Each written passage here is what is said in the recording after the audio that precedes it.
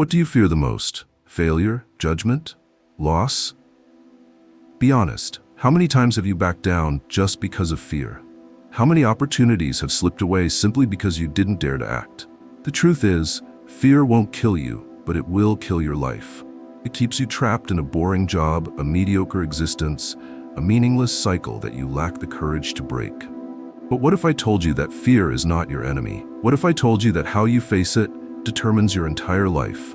What would you do? In this video, I will show you how a man turned fear into power. Not with empty words, but with Stoic wisdom. Watch until the end, if you have the courage to change. If this is your first time visiting the channel, hit subscribe and like so you don't miss out on exciting upcoming content.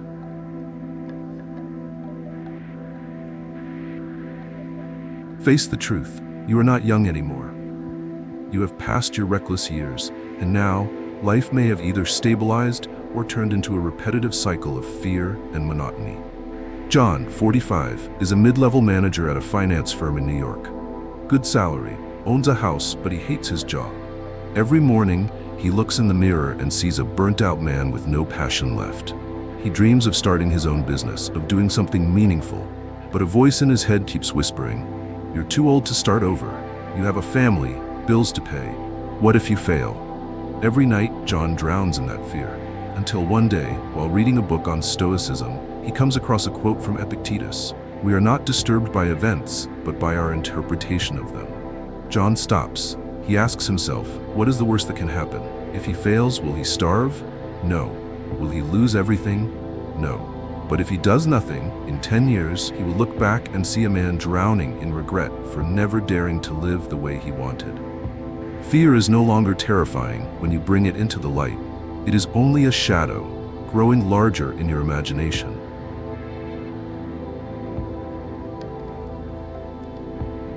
John realized that most of his worries were beyond his control. He could do his job well and still get fired. He could give his best effort, but the economy could collapse at any moment. He could prepare meticulously, but that would never guarantee success. In the past, these thoughts kept him up at night.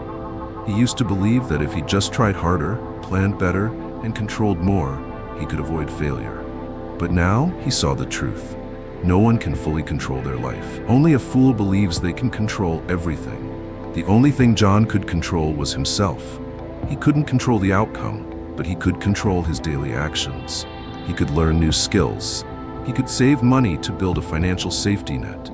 He could take small steps toward his own project instead of sitting there worrying. From the moment he accepted this truth, his mind felt lighter. He no longer felt like he was drowning in a flood, desperately trying to control the uncontrollable. Instead, he stood firmly on solid ground, focusing only on what was truly his to manage. If everything collapsed, he would get back up and start over, but at least he would not live in fear anymore. John started taking action. He stopped waiting for the perfect time. He now understood that the perfect time does not exist.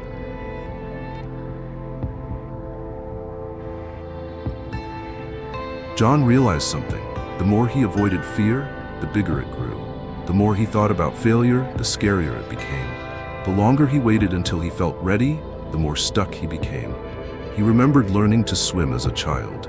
Standing at the edge of the pool, looking down at the deep water, he felt terrified. His mind imagined the worst: drowning, struggling, sinking. But when he finally jumped, he realized the water wasn't as scary as he had imagined. The panic disappeared the moment his body floated to the surface. Now, it was the same. John knew there was only one way to overcome fear: dive into it. So instead of continuing to think and delay, he set a deadline for himself. In 3 months, he would launch his first project. It didn't matter if it was perfect. It didn't matter if it was an instant success. He would do it anyway, despite the fear. On the first day, as he sat at his computer to start working, his heart pounded. But then, just like the moment he jumped into the pool as a child, the anxiety began to fade. The more he worked, the more he saw fear was just an illusion. It had no power except the power he gave it. For the first time in years, John felt truly alive. No more avoidance, no more hesitation, no more being controlled by what might happen. He faced his fear, and it started to lose its grip on him. If this video made you think, hit like now, comment below. How have you applied Stoicism in your life? Stoic success, unbreakable mindset, total control.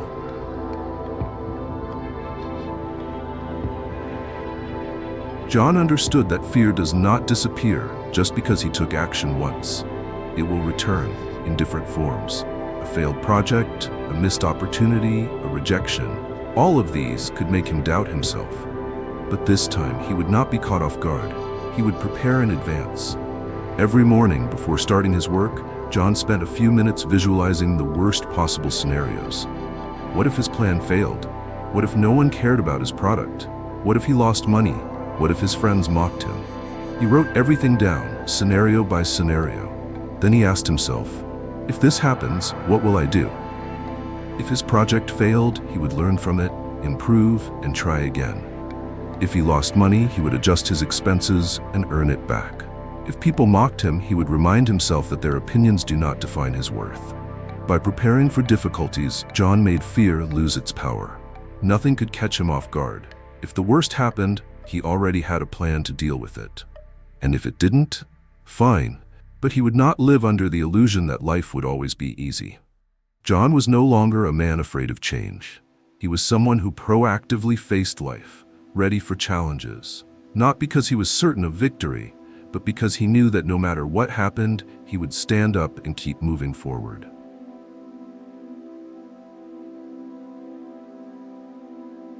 One evening, after finishing his work, John stepped onto his balcony and looked down at the city stretching before him. He thought about all the years he had wasted in fear, the opportunities he had let slip away, the dreams he had set aside because he was afraid of failure. Then he recalled a quote from Marcus Aurelius: "You could leave life right now. Let that determine what you do, say, and think." John realized one undeniable truth. One day, he would die. It didn't matter how much he tried to control everything. It didn't matter how careful he was. Death would come anyway. He thought about other men, those who had spent their whole lives in their comfort zones, working jobs they hated, living mediocre lives, only to reach the same inevitable end. How many of them regretted not daring to live as they wanted? How many had let fear control their lives, only to realize too late that nothing was truly terrifying except never having really lived? John did not want to be one of them. From that day on, he no longer procrastinated. He started saying what needed to be said, doing what needed to be done, living in a way that he could be proud of. Not because he was certain of success, but because he knew he no longer had time to waste. Every morning he reminded himself, today could be my last day. How will I live it? And then he took action.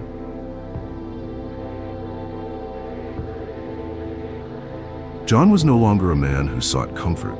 In the past, he believed that avoiding pain was the smart way to live. But now he understood that avoiding pain only made him weaker. He began to challenge himself in ways that most modern men wouldn't dare. Instead of sleeping in, he woke up at 5 a.m. and ran, even in freezing cold. Instead of eating whenever he wanted, he practiced intermittent fasting, learning to control his body's hunger. Instead of numbing himself with screens and distractions, he turned off his phone, sat in silence, and faced his own thoughts. For the first time in years, John felt in control of his life. Not because he had eliminated all difficulties, but because he had learned to face them head on. He actively sought discomfort, inconvenience, and even pain, because he knew that a man who can endure hardship will never be broken by it. Every day, he became a little stronger. When real challenges arrived, a failed project, a broken deal, a rejection, he no longer collapsed. He had trained himself to endure. He had learned to face adversity without fear. And then he realized something. True freedom does not come from avoiding suffering, but from mastering it.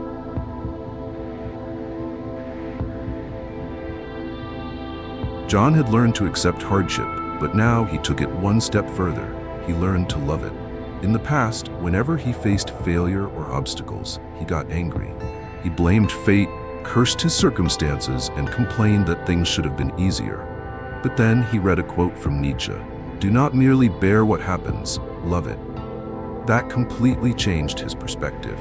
Now, when a business deal fell through, he didn't get frustrated. Instead, he smiled and thought, "Good, I'll learn something from this. When a plan didn't go as expected, he didn't panic. He saw it as a test, an opportunity to adapt. When life got difficult, he didn't wish for it to be easier. He simply told himself, "Good, this will make me stronger." John realized that life owed him nothing. It was not obligated to be easy, nor was it obligated to be fair. But he had a choice, either complain or accept everything as it is and make the most of it.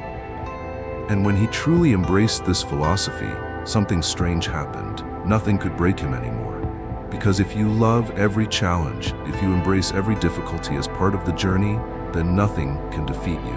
You are no longer a victim of life, you are its master. John was no longer the fearful man he once was. He was no longer controlled by anxiety, no longer avoided challenges, no longer cursed his fate.